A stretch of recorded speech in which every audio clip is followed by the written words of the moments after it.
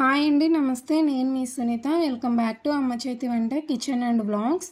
ఈరోజు వీడియో వచ్చేసి ఎప్పుడు చపాతీనే అనేవాళ్ళు కూడా ఎంతో ఇష్టంగా తినే పొరలు పొరలుగా ఉండే దూది లాంటి మెత్తటి చపాతీలను చూపించబోతున్నానండి. మీకు ఆలస్యం చేయకుండా ఇక వీడియోలోకి వెళ్ళిపోదాము. ఇక్కడ ఒక బౌల్ తీసుకొని 2 కప్పుల దాకా గోధుమ పిండి తీసుకుంటున్నాను.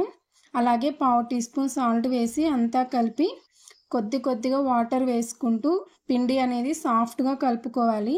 మరీ గట్టిగా మరీ పలచగా కలుపుకోకూడదండి.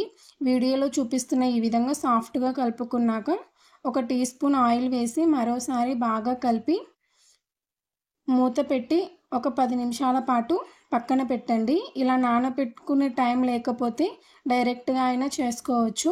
ఇప్పుడు 10 నిమిషాల తర్వాత చూపిస్తున్నాను. మరోసారి పిండి అంతా బాగా కలిపి చపాతీకి కావలసినంత పిండిని తీసుకొని 2 చేతులతో ఇలా రౌండ్ షేప్ వచ్చేలాగా చేసుకొని పక్కన పెట్టుకోండి.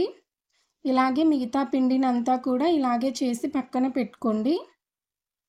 ఇప్పుడు ఒక చపాతీ ముద్దను తీసుకొని కొద్దిగా ఆయిల్ అప్లై చేసుకొని వీడియోలో చూపిస్తున్న ఈ విధంగా వచ్చేటట్టు రుద్దుకున్నాక తర్వాత మరోసారి కొద్దిగా ఆయిల్ అప్లై చేసి ఇలా ఒక సైడ్ ఫోల్డ్ చేసి మరోసారి ఇంకో సైడ్ ఫోల్డ్ చేయండి. ఇలా ఫోల్డ్ చేయడం వల్ల చపాతీ అనేది పొరలు పొరలుగా వస్తుంది. మీకు ఇలా సమోసా షేప్లో చేసుకోవడం ఇష్టం లేకపోతే రౌండ్గా అయినా చేసుకోవచ్చు. ఇదే పద్ధతిలో ఇలా మొత్తం చపాతీల అంతా కూడా రుద్దుకున్న తర్వాత ఇక ప్లేట్లోకి తీసుకోవాలి. ఇలాగే మిగతా చపాతీ పిండిని కూడా చపాతీలాగా రుద్దుకొని పక్కన పెట్టుకోవాలి. ఇప్పుడు స్టవ్ పైన చపాతీ పెన్నం పెట్టుకొని పెన్నం అనేది బాగా వేడైన తర్వాత ఆయిల్ వేసుకొని ఒక్కొక్క చపాతీని తీసుకొని కాల్చుకోవాలి.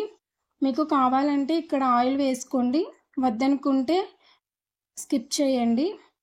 ఇలా 30 సెకండ్స్ కాలిన తర్వాత వెంటనే సెకండ్ వైపు టర్న్ చేయండి. ఎక్కువ టైం పట్టదండి. చూడండి ఎంత బాగా పొంగుతున్నాయో కదా. ఇలాగే మరోసారి కూడా తిప్పుతూ బాగా కాల్చుకున్న తర్వాత ఇప్పుడు ఈ చపాతీని ఒక ప్లేట్లోకి కానీ హాట్ బాక్స్లోకి కానీ తీసి పక్కన పెట్టుకొని మిగిలిన చపాతీలు అన్నిటినీ కూడా ఈ విధంగానే కాల్చుకోవాలి.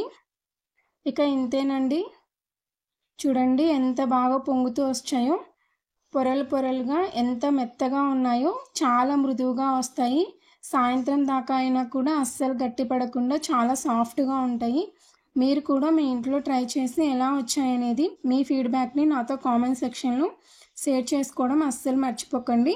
అలాగే వీడియో నచ్చితే ప్లీజ్ లైక్ చేయండి, మీ ఫ్రెండ్స్ అండ్ రిలేటివ్స్కి షేర్ చేయండి. మరిన్ని tasty and simple quick recipes కోసం అమ్మ చేతి వంట కిచెన్ అండ్ బ్లాగ్స్ని సబ్స్క్రైబ్ చేసుకోండి.